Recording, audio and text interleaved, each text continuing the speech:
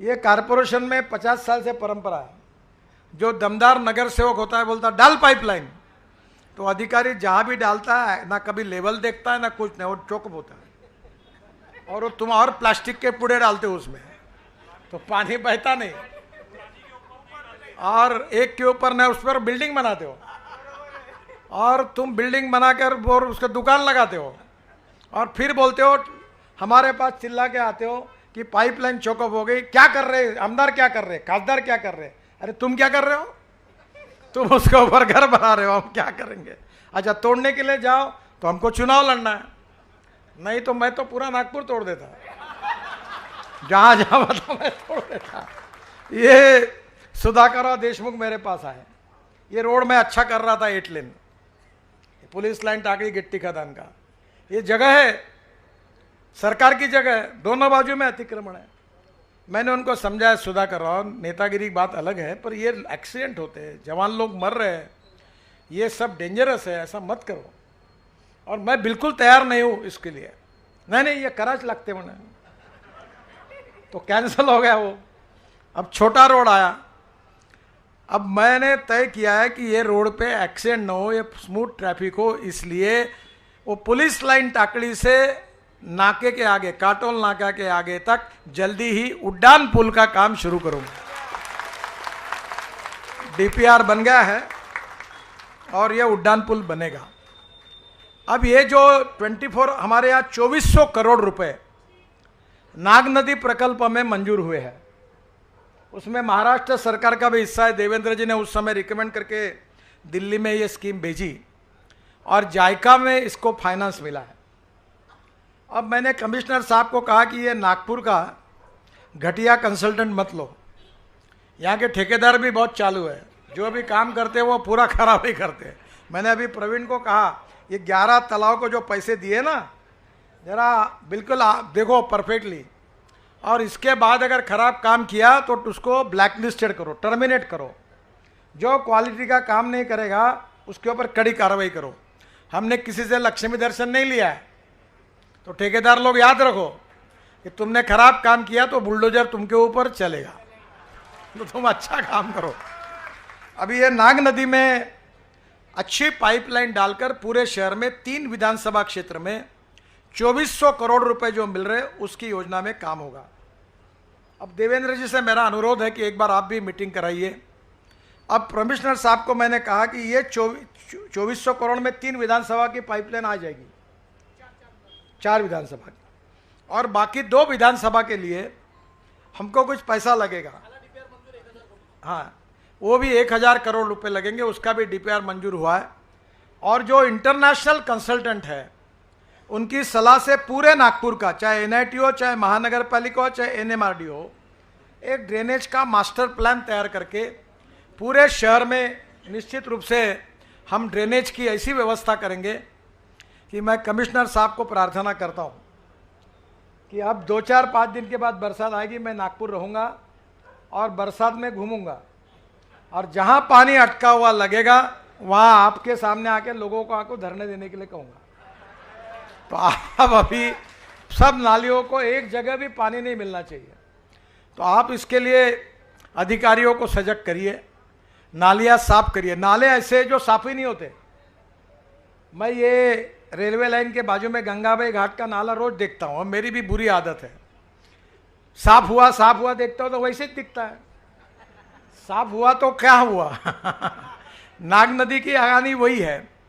देवेंद्र जी से मेरा अनुरोध है कि एक बहुत अच्छी एक्सपर्ट कमेटी, हमने कुछ नाम आपके पास भेजे हैं, उसमें नीरी के जो डायरेक्टर थे शिरीष वटे हैं, कुछ डॉक्टरेट हुए इन्वायरमेंटलिस्ट है, कुछ रिटायर्ड चीफ इंजीनियर, और अब डॉक्टर दासहस्त्र भी यहाँ नागपुर के ही है वो, और वर्ल्ड बैंक के टेक्निकल डायरेक्टर है।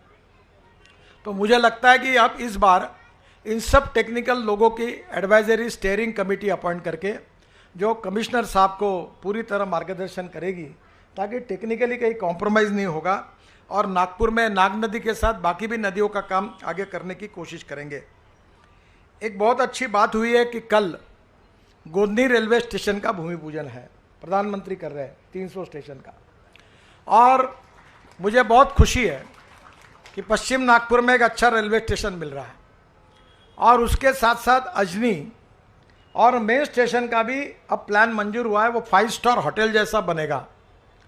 तो मैंने अभी देवेंद्र जी को कहा है कि आप अजनी पर एक दिन, मैंने आज सीआरएम से मेरी यहाँ के सेंट्रल रेलवे के मैनेजर से बात हुई है, क्योंकि वहीं हम लोग ब्रिज बना रहे हैं बहुत बड़ा, क्योंकि पुराना ब्रिज हो गया है, उसको लेकर हम वहाँ अजनी स्टेशन का बड़ा काम हो रहा है, वो भी 5 स्टार जैसा बन रहा है।